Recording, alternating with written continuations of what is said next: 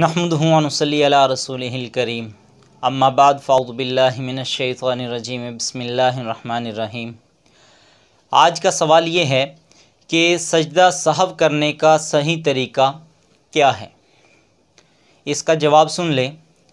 कि सजदा सहव करने का सही तरीक़ा इंदल अहनाफ, जो अहनाफ के नज़दीक है, वो ये है कि इंसान आखिरी रकत के अंदर अत्तहियात मुकम्मल पढ़ने के बाद एक तरफ सलाम फेरे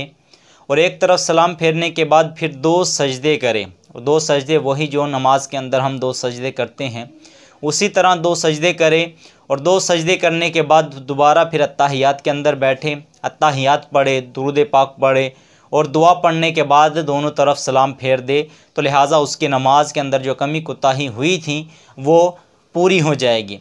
लिहाजा अगर किसी शख्स की 3 रकतें किसी ने पढ़ी और वहाँ उसको गुमान हुआ कि 3 पढ़ी या 4, वहाँ पर वो सजदा सहव कर ले, तो 3 रकतें पढ़ने के बाद अगर कोई ये चाहे कि सजदा सहव करने की वजह से मेरी नमाज मुकम्मल हो जाएगी, तो सजदा सहव करने की वजह से जो 1 रकत छूटी है तो वो नमाज उसकी मुकम्मल नहीं होगी, लिहाजा उसे दोबारा पढ़ना पड़ेगा।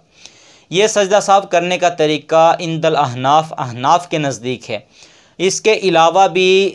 हदीस मुबारका के अंदर, बुखारी मुस्लिम के अंदर 3 तरीक़े सजदा सहव करने के 3 तरीक़े आए हैं। इसी तरह जामे तिर्मिज़ी के अंदर भी सजदा सहव करने का एक तरीक़ा आया है और मुस्नद इब्न अबी शैबा के अंदर जो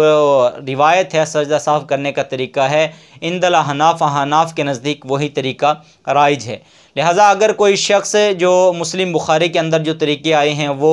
या जामे तिर्मिज़ी के अंदर जो तरीक़ा बयान किया गया है वो, इन मुख्तलिफ़ जो तरीक़े 5-6 जो तरीक़े हैं, इन तरीक़ों के मुताबिक भी अगर कोई शख्स सजदा सहव कर ले तो उसकी नमाज मुकम्मल हो जाएगी। लेकिन हनफिया के नज़दीक जो राजी कौल है वो मुस्नद इब्न अबी शैबा वाला कौल है कि एक तरफ सलाम फेरने के बाद 2 सजदे करे और 2 सजदे करने के बाद फिर दोबारा तहियात, दुरूद पाक और सलाम दुआ पढ़ने के बाद दोनों तरफ सलाम फेर दे। लिहाजा ये जो 5 तरीक़े जो रिवायात के अंदर वो मुख्तलिफ आए हैं, इन तरीक़ों के मुताबिक भी अगर कोई सजदा सहव कर ले तो उसकी नमाज मुकम्मल हो जाएगी।